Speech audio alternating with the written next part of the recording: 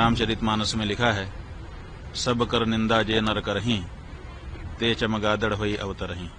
सबकी निंदा करने से चमगादड़ की योनि में जाना पड़ता है, ये बात तुलसीदास जी महाराज कह रहे हैं। और उन्हीं तुलसी जी के नाम पे पीठ बना करके बैठे हुए रामभद्राचार्य जी सबकी निंदा कर रहे हैं, प्रेमानंद जी को गलत कह रहे हैं। और प्रेमानंद जी क्यों गलत हैं? क्योंकि वो संस्कृत नहीं बोलते हैं। तुलसीदास जी जिनकी पीठ पर आप स्वयं बैठे हुए हो, उन्होंने भी तो अवधी भाषा में रामचरितमानस लिख दिया। उनसे पूछा जाना चाहिए कि उनकी टिप्पणी का क्या मतलब है। रामभद्राचार्य जी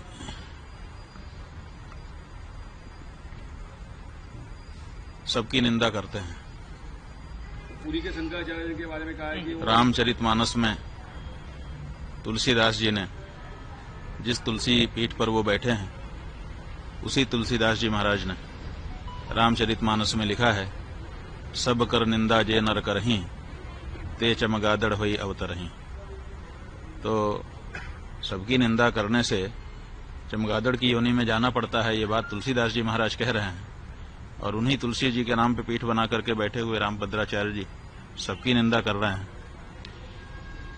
क्या उन्होंने ये एक चौपाई पढ़ी नहीं है, या फिर उस चौपाई के कुछ और अर्थ उन्होंने समझ लिए हैं? ये तो उनसे चर्चा करने पर ही पता चलेगा।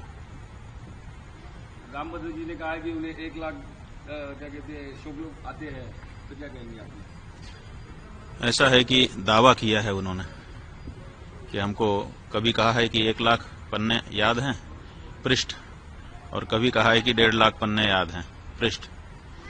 तो अब 1 लाख पृष्ठ याद हैं कि 1.5 लाख पृष्ठ याद हैं, इसकी कोई परीक्षा तो हुई नहीं है। दावा उन्होंने जरूर किया है।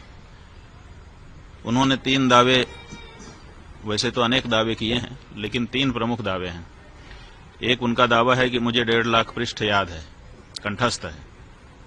दूसरा उनका दावा है कि हमको 23 भाषाएं आती हैं। और तीसरा उनका दावा है कि मैंने राम जन्मभूमि में जो गवाही दी उसके कारण फैसला हो गया। लेकिन इन तीनों दावों की पुष्टि अभी नहीं हुई है, क्योंकि 1.5 लाख पृष्ठ उनके कंठ में हैं, कभी परीक्षा तो हुई ही नहीं है, तो बिना परीक्षा के दावा ही है। इसलिए हम चाहेंगे कि 1.5 लाख पृष्ठ कौन कौन से हैं उनको निकाल के एक जगह पे रखें, और फिर लोगों को आमंत्रित कर दें कि आइए, जिसको किसी भी प्रश्न से पूछना हो हमसे पूछिए, हमको सब कंठस्थ है। 150 पृष्ठों से 1.5 लाख पृष्ठ याद हैं, तो कम से कम 150 पृष्ठ एक बार पूछ लिए जाएं, कोई भी पृष्ठ, और उसके बाद अगर वो सब सुना देते हैं तो सब लोग जय जयकार करेंगे, हम लोग भी जय जयकार करेंगे, है ना। ये विश्व के लिए बड़ा अचंभा होगा कि हमारा एक संत 1.5 लाख पृष्ठ कंठस्थ करके बैठा है। तो हम चाहेंगे कि अब ये मौका आ गया है कि वो 1.5 लाख पृष्ठ कौन कौन से हैं छांट दें, और उनको एक मेज पर सजा दिया जाए, और फिर लोगों को बुला लें। 150 पृष्ठ केवल पूछे जाएंगे। अगर 150 पृष्ठ कंठस्थ उनको हो गए उनमें से, तो हम लोग मान लेंगे कि सब कंठस्थ हैं। वो कहते हैं कि 23 भाषा हमको आती है। अभी तक उनका कोई भी वीडियो YouTube पर खोजने से हिंदी के अलावा दूसरी भाषा में मिलता नहीं है। तो अगर 23 भाषा आती होती तो 23 भाषा में उनका कोई न कोई प्रवचन होता कहीं न कहीं। तो 23 भाषा कौन कौन सी है उसकी सूची वो बता दें। तो 23 उन भाषाओं के जो विद्वान हैं उनको हम लोग भेजेंगे।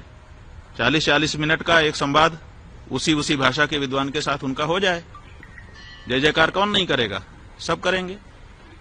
और तीसरी बात यह है कि वो कहते हैं कि राम जन्मभूमि में हमारे कारण फैसला आ गया, हम ही हैं। तो वहां के वकीलों ने तो इसके विरुद्ध बताया है, वहां के जज ने तो इसके विरुद्ध बताया है, इसलिए इसमें भी शंका हो गई है। इसलिए इस बारे में भी प्रमाण उनको सामने रख देना चाहिए, और ये कहना चाहिए कि जो वकील और जो जज कह रहे हैं वो गलत है। लेकिन ये नहीं उन्होंने कहा है। जो उनको गलत बता रहे हैं उनको उन्होंने गलत नहीं कहा है, प्रेमानंद जी को गलत कह रहे हैं। और प्रेमानंद जी क्यों गलत हैं? क्योंकि वो संस्कृत नहीं बोलते हैं। तुलसीदास जी जिनकी पीठ पर आप स्वयं बैठे हुए हो, उन्होंने भी तो अवधी भाषा में रामचरितमानस लिख दिया। संस्कृत में क्यों नहीं लिखा उन्होंने? क्या संस्कृत बोलना ही विद्वत्ता होती है? क्या गोस्वामी तुलसीदास जी विद्वान नहीं थे कि वो अवधी भाषा में महाकाव्य की रचना कर रहे थे, अवधी भाषा में राम जी के गुणगान कर रहे थे? अगर संस्कृत में बोलना ही विद्वत्ता है तो इस सिद्धांत के अनुसार तो तुलसीदास जी भी विद्वान नहीं आपकी दृष्टि में होंगे, क्योंकि उनका तो सारा का सारा साहित्य, चाहे वो बरवे रामायण हो, चाहे वो गीतावली हो, चाहे कवितावली हो, चाहे हनुमान चालीसा हो, चाहे बजरंग बाण हो, छोटे से छोटा बड़े से बड़ा रामचरितमानस, सब कुछ अवधी भाषा में है, संस्कृत में नहीं है। तो क्या तुलसीदास जी विद्वान नहीं थे?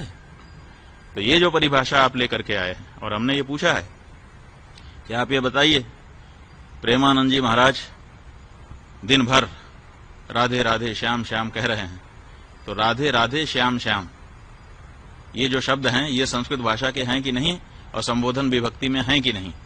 और जब संबोधन विभक्ति से अपदम न प्रयुंजित, अपद नहीं बोलना चाहिए, और वो उसको पद बना करके संबोधन विभक्ति में ढाल करके अगर दिन भर उच्चारण कर रहे हैं तो आपसे ज्यादा संस्कृत तो वो बोल रहे हैं।